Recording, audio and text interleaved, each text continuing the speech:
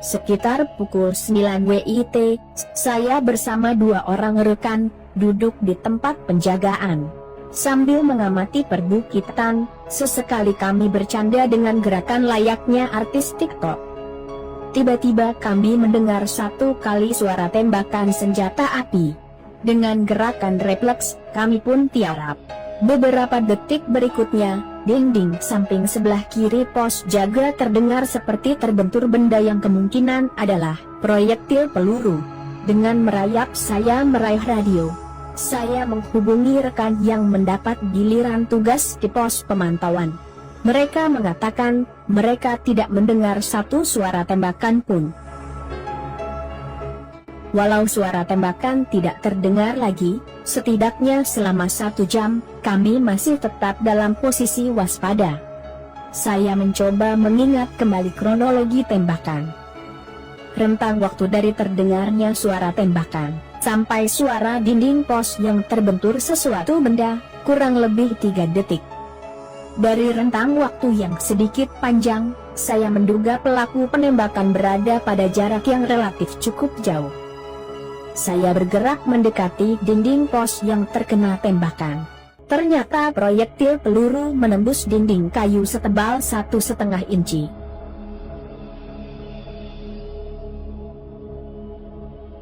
Saya masuk ke dalam pos.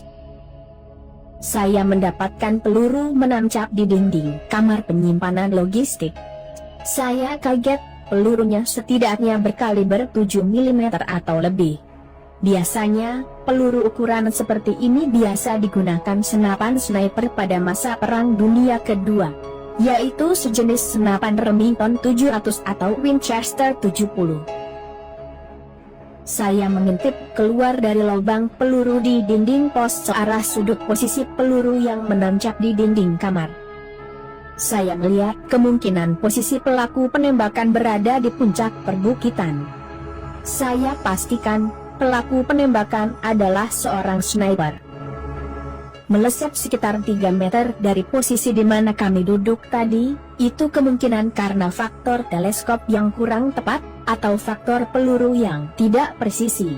Atau bisa saja, pelaku penembakan justru sedang menjeru teleskopnya untuk mendapatkan akurasi yang pas.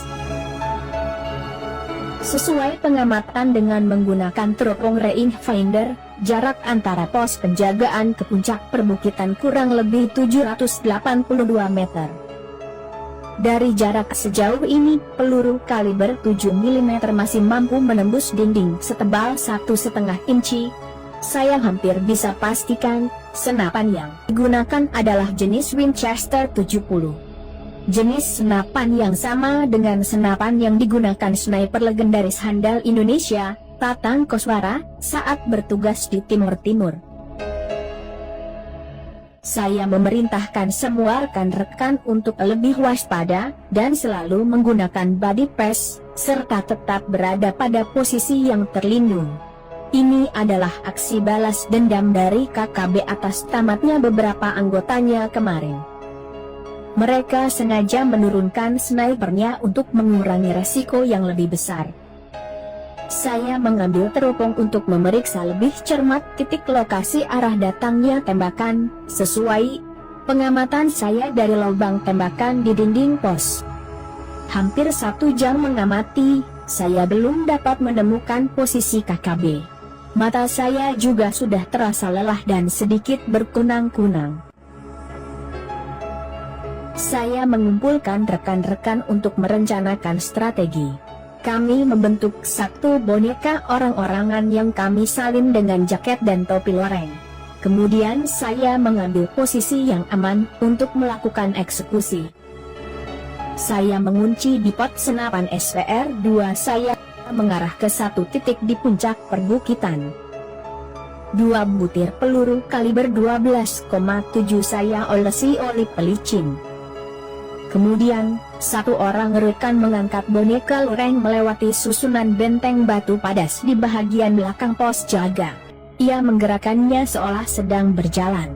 Saya konsentrasi, fokus mengamati sekitar pohon besar di puncak perbukitan.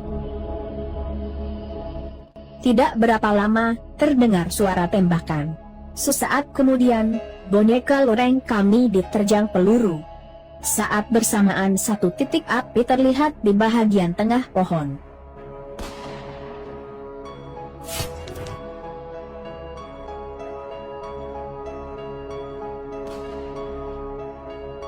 Teleskop senapan, saya jauh. Saya melihat ada satu titik kecil berwarna biru, bergerak tak wajar di antara rimbunan daun-daun pepohonan.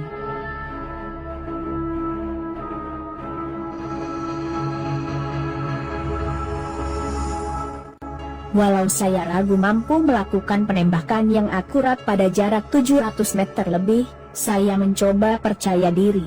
Kecepatan angin juga masih di bawah toleransi dan ini sangat mendukung.